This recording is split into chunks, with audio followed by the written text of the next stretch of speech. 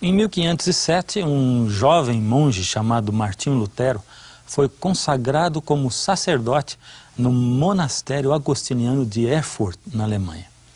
Mais tarde ele relembrou que havia celebrado a sua primeira missa em clima de grande tensão e medo. Sua insegurança e dúvida pessoal disfarçaram a força interior que seria revelada em anos vindouros.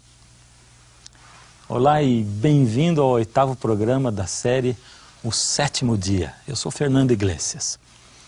Ao pregar as 95 teses na porta da Catedral de Wittenberg, Martinho Lutero não quis causar nenhuma desordem no mundo cristão.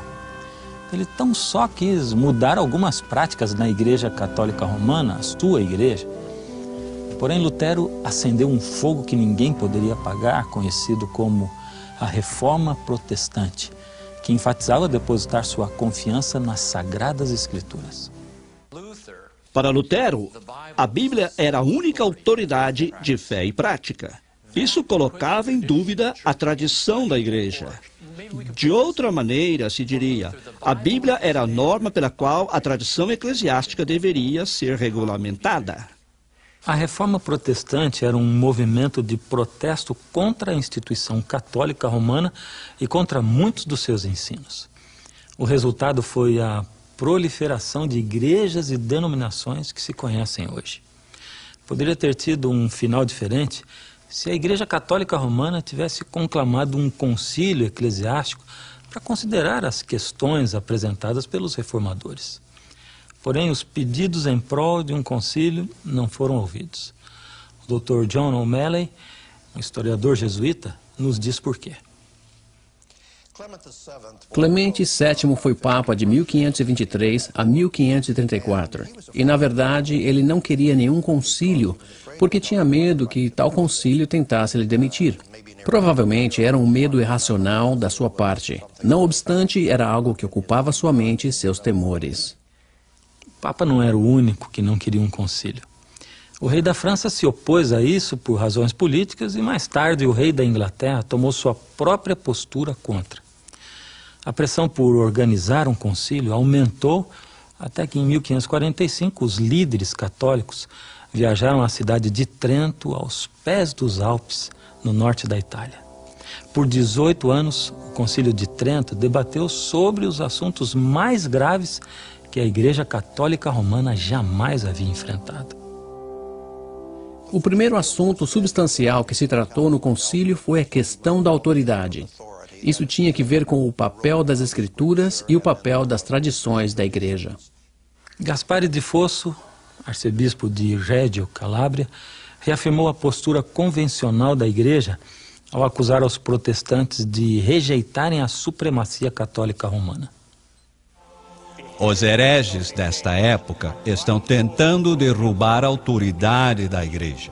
Eles dizem que as Sagradas Escrituras são o fundamento da fé. Porém, é a igreja, afinal de contas, quem tem autoridade sobre as Escrituras. A igreja que nos dirige às Escrituras, as declaram divinas e as interpretam fielmente quando são difíceis de entender.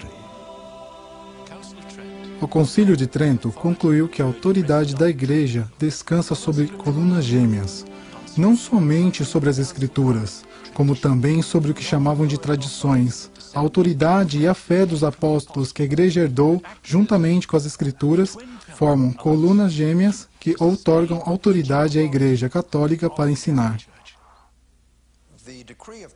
O Decreto de Trento relativou essa questão da autoridade. Começa dizendo que a fé ou a prática da Igreja está baseada no ensino e na pregação de Cristo e dos apóstolos. Esta chegou a nós de duas formas: a tradição escrita, ou as Sagradas Escrituras, e também as tradições não escritas, que se originaram no tempo dos apóstolos. Aí está a postura fundamental que ainda separa a Igreja de Roma da maioria das igrejas protestantes. Ao confirmar a autoridade da tradição não escrita, os bispos do concílio legitimaram muitos ensinos e costumes não bíblicos. No decreto do concílio não se menciona qualquer tradição especificamente.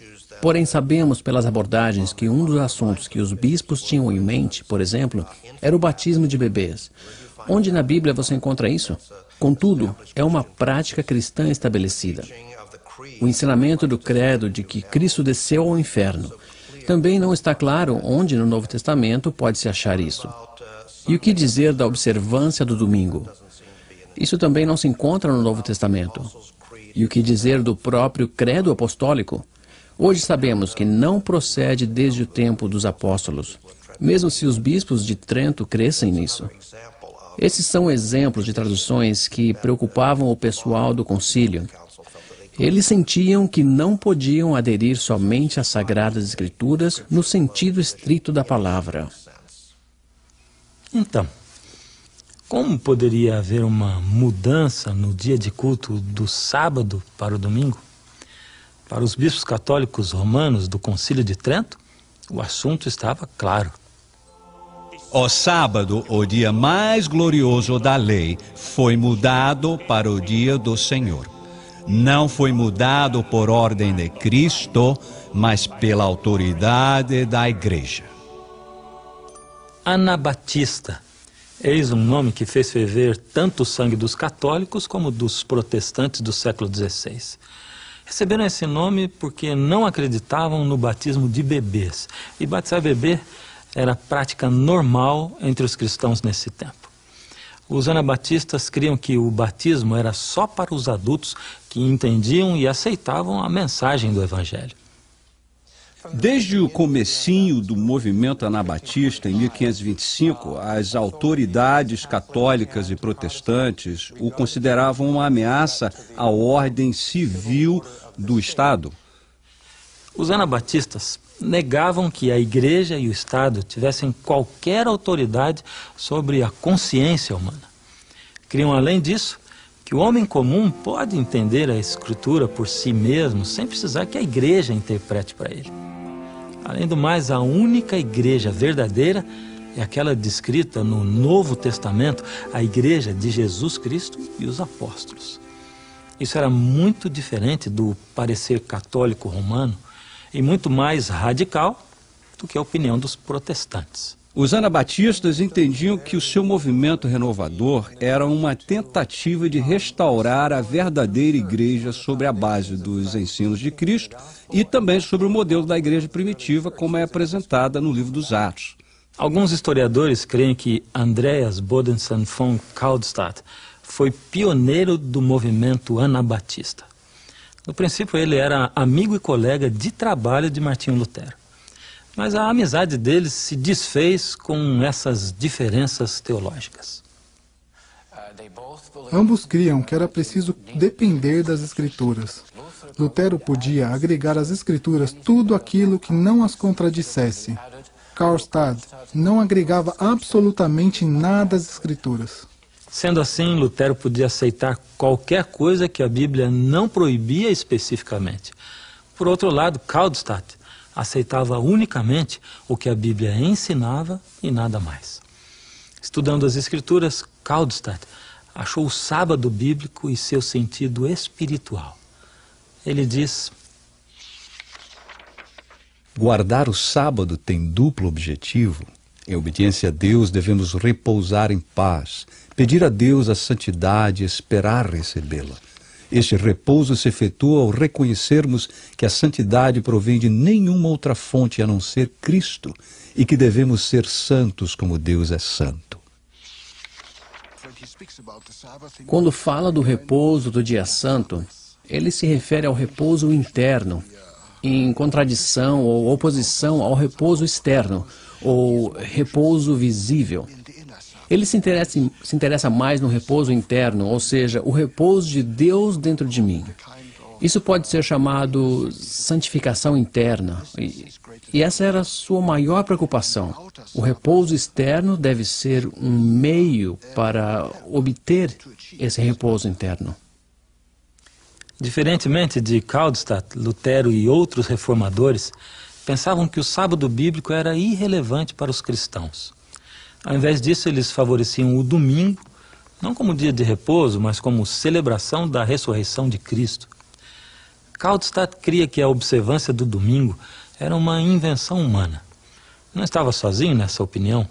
2 pregadores anabatistas, Oswald Gleidt e Andreas Fischer, tinham a mesma opinião. Ao ler a Bíblia do princípio ao fim, eles simplesmente não encontraram nenhum antecedente ou alguma autoridade para a mudança do culto sabático para o culto dominical, como dia de adoração. Gleidt e Fischer começaram a pregar e ensinar o repouso do 7º dia na Silésia, sudoeste da Polônia. Nessa região havia muitos anabatistas. Portanto, os 2 pregadores tiveram muito sucesso em estabelecer grupos de observadores do sábado. Argumentos claros e lógicos eram bem convincentes como esses. Os 10 mandamentos são a base da lei moral. Portanto, o sábado, o 4º mandamento, faz parte da lei moral a qual todo cristão deve obedecer. Não são 8, nem 9, mas 10 os mandamentos. Não podemos dizer que uns devem ser observados e outros esquecidos. Jesus mesmo observou o repouso do sábado. Os apóstolos e os primeiros padres da igreja ensinavam a observar o repouso do 7º dia. Foram o Papa Victor e o Imperador Constantino que estabeleceram o culto dominical na igreja. Por outro lado, Deus mesmo estabeleceu o culto sabático. Portanto, devemos guardar o sábado por amor a Deus. Nem Gleidt nem Fischer morreram de morte natural. Gleidt foi preso e levado a Viena, encarcerado, torturado e finalmente afogado no rio Danúbio, a sorte típica para um anabatista. Porém, o fim de Fischer foi diferente. Em 1529, Andreas Fischer e a esposa dele estavam na Eslováquia pregando entre os mineiros. Por esse motivo foram presos e levados ao castelo de Chicheva. Isso ocorreu em maio. Estiveram aprisionados até agosto, quando foram submetidos a um tipo qualquer de julgamento. Ambos foram sentenciados à pena de morte, a esposa a ser afogada e Andreas a ser enforcado. E certamente a esposa foi tirada do cárcere e afogada. A execução de Andreas Fischer foi mesmo um assunto completamente diferente. Que ele foi enforcado, foi. E pendurado na torre do castelo. Ao que parece, ficou pendurado por horas. Porém, não morreu. Talvez a corda se rompeu. Quem sabe, alguns amigos a cortaram. Não há registro claro disso. O que está claro é que Andreas Fischer sobreviveu. Depois do escape misterioso da morte, ou poderíamos até dizer milagroso, de Andreas, ele trabalhou ainda por outros 10 anos como pastor itinerante. Esteve na Morávia, na Boêmia, na Eslováquia, e tudo indica que fez desta rota o seu circuito de pregação durante esses 10 anos. Em 1540, Andreas Fischer foi capturado e arrastado ao castelo Krasnaorka, no sul da Eslováquia. Dessa vez não houve julgamento, nem escapatória, nem sobrevivente. A verdade é que sempre houve pessoas observando o repouso do 7º dia em localidades espalhadas durante os séculos XV, XVI e XVII. Já mencionamos o caso da Rússia, Etiópia, Espanha e Índia. Mas para acharmos o exemplo mais notável, nos dirigiremos à Inglaterra. Ali o rei Henrique VIII pegou todo o sistema eclesiástico das mãos da Igreja Católica Romana. Tomou as catedrais, os mosteiros, os conventos. Ele também pegou toda a hierarquia, sacerdotes e bispos. Pegou tudo e criou sua versão de uma igreja protestante nacional, a Igreja Anglicana. 8 pessoas morreram e muitos ficaram feridos quando uma grande arquibancada desmoronou-se no local conhecido como os Jardins de Paris, perto de Londres, em janeiro de 1583. Era um domingo à tarde e uma multidão havia se reunido para ver a mordicação de um urso. Esse espetáculo era cruel, horrível e desumano. Uma multidão aplaudia enquanto cães violentos atacavam um urso acorrentado. Era uma diversão bem popular na Inglaterra do século XVI. A própria Rainha Elizabeth era fã do evento. Teria sido a tragédia dos jardins de Paris um sinal da ira de Deus contra uma sociedade que profanava o santo repouso? Isso é o que pensavam os pregadores puritanos. Segundo os puritanos, não se havia feito reforma suficiente na Inglaterra. Assim, os puritanos trovejaram contra os profanadores do dia de repouso, os amantes de jogos e teatro. Isso deve ter sido uma luta contra a correnteza perante as grandes estreias de William Shakespeare, aparecendo naquele momento. Agora, eis aqui um ponto interessante. Grande parte do clamor puritano por reformar o dia de repouso não tinha nada a ver com o sábado bíblico, mas com a observância estrita do domingo. Contudo, houve uns poucos que conclamavam uma verdadeira reforma ou um retorno ao sábado bíblico. Eles ficaram conhecidos como os Homens do Sétimo Dia. Em 1628, um clérigo anglicano chamado Theophilus Broborn escreveu o primeiro livro em inglês convidando à observância do repouso no sétimo dia. O seu livro, Discursos sobre o Dia do Sábado, formou os alicerces teológicos para um movimento que, de uma forma ou de outra, continuou até o século presente. É o sétimo dia, o repouso da criação que devemos santificar.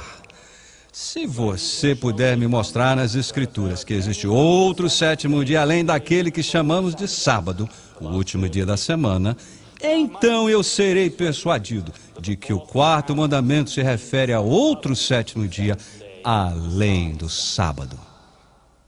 A autoridade suprema da Bíblia era a base de Broborn para os argumentos do sábado. Ele insistia que o sábado é o sétimo dia da semana estabelecido pelo Deus Criador, o dia de repouso dos 10 mandamentos. Não me importa se você guarda o sábado, domingo ou a segunda-feira como dia santo. Porém, se respeitamos a Deus e as suas Escrituras, honremos o dia da sua própria escolha e não outro dia. O que ele disse tem nexo. Em 1660, o pastor Broborn publicou um panfleto no qual dizia que, naquela época, o maior conflito na igreja anglicana era a questão do sábado e do domingo. Então, sua maior esperança era que a igreja toda se convertesse da observância dominical ao repouso do sétimo dia. A ênfase principal de Broborn no tocante ao dia do repouso era o relato bíblico, desde a criação até os 10 mandamentos nos ensinos de Jesus, nas obras dos apóstolos durante o primeiro século da igreja. Não houve mudança nenhuma do dia, de maneira que o pastor Broborn sustentava que a igreja deveria adorar no sétimo dia. A teologia do sábado do pastor Broborn era essencialmente cristocêntrica. Além de respeitar o sábado como memorial da criação, ele também respeitava-o como sinal da redenção de Cristo. A postura oficial da igreja era que o quarto mandamento pertencia à lei cerimonial que ficara sem efeito com a morte de Cristo na cruz. O pastor Broborn dizia que esse tipo de raciocínio criava uma confusão monstruosa e sem lógica. Ele assinalava que todos os 10 mandamentos tinham sido escritos em tábuas de pedra pela mão de Deus, e nenhum deles tinha caráter cerimonial. A lei moral, ou decálogo, falado e escrito pelo próprio Deus em tábuas de pedra, ainda está em vigor. Os adversários do pastor Broborn argumentavam que o próprio Cristo havia mudado o sábado para o primeiro dia da semana. Ele respondia que tal alegação era uma grande difamação contra Cristo, apoiando esse ponto de vista com aquilo que deveria ter sido claramente entendido até mesmo pelos seus adversários. As Escrituras não têm nenhum registro de Cristo dizendo uma só palavra quanto a ter alterado o sábado.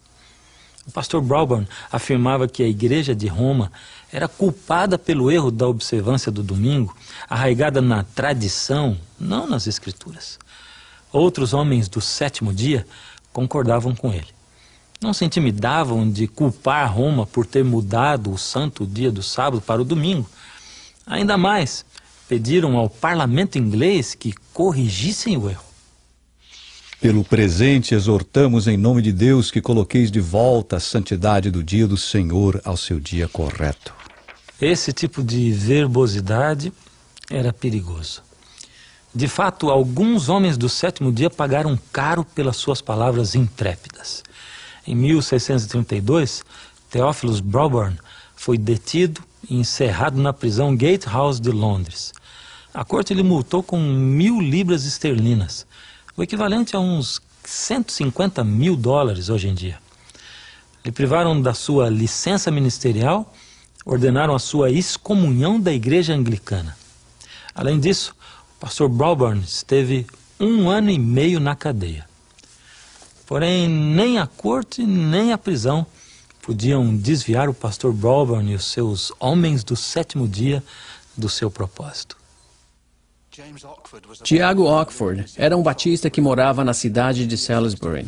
No ano 1650, ele escreveu um livro advogando pela observância do sétimo dia, sob o título A Doutrina do Quarto Mandamento, distorcida pelo papado. Conforme o título, o seu argumento principal era que o quarto mandamento tinha sido distorcido pelo papado. Uma centena de cópias do livro de Tiago Ockford foi apreendida pela autoridade do prefeito de Salisbury, e uma cópia foi enviada ao parlamento. Em questão de dias, a Câmara dos Comuns condenou o livro por considerá-lo errôneo, escandaloso, profano, e ordenou que todas as cópias na Inglaterra e País de Gales fossem queimadas publicamente.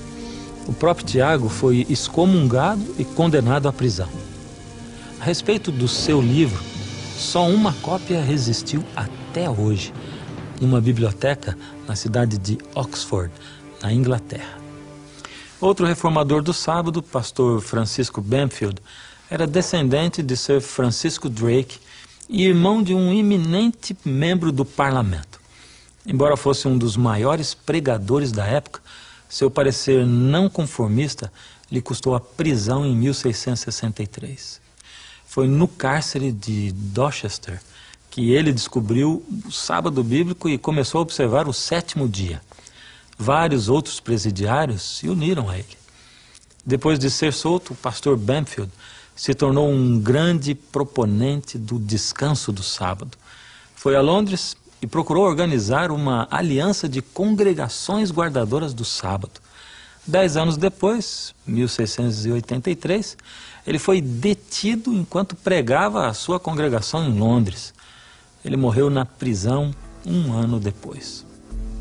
Apesar das dificuldades e da perseguição, o movimento do sétimo dia prosperou na Inglaterra do século XVII. Muitas congregações se reuniam para adorar no sábado em vários lugares espalhados pelo país. O lugarejo chamado Woodham Mortimer foi o lar de um dos mais conhecidos e influentes homens do sétimo dia. Médico de 3 reis e rainhas da Inglaterra, Pedro Chamberlain foi um doutor famoso e guardador do sábado por muito tempo. O Dr. Chamberlain era um homem enérgico e ambicioso que não temia falar com franqueza.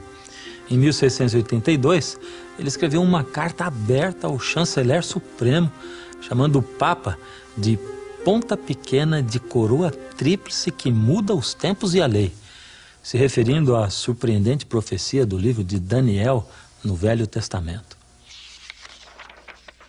E proferirá palavras contra o Altíssimo, e destruirá os santos do Altíssimo, e cuidará em mudar os tempos e a lei. O Dr. Peter Chamberlain e outros homens do sétimo dia criam que essa profecia predizia o ataque do pontífice romano contra o sábado bíblico. Será que o Dr. Chamberlain e os homens do sétimo dia estavam certos? Alguns críticos creem que suas ideias eram imaginações de não conformistas furiosos. Por mais radical que tenha sido o ponto de vista deles, Os homens do sétimo dia da Inglaterra dos séculos 17 e 18 começaram algo que ainda continua. Os batistas do sétimo dia, seus descendentes espirituais imediatos, levaram a doutrina do sétimo dia através dos séculos e além do Atlântico ao Novo Mundo. Mas disso falaremos quando voltarmos com o 9º programa da série O Sétimo Dia.